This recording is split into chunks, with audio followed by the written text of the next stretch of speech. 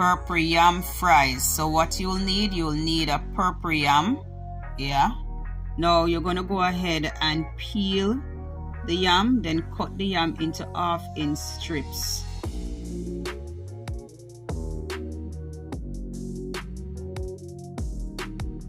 Soak the yam strips in salted water for 10 minutes, then rinse and drain.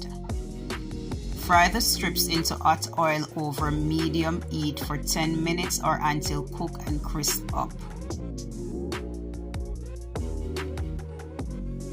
Remove from the oil and drain well.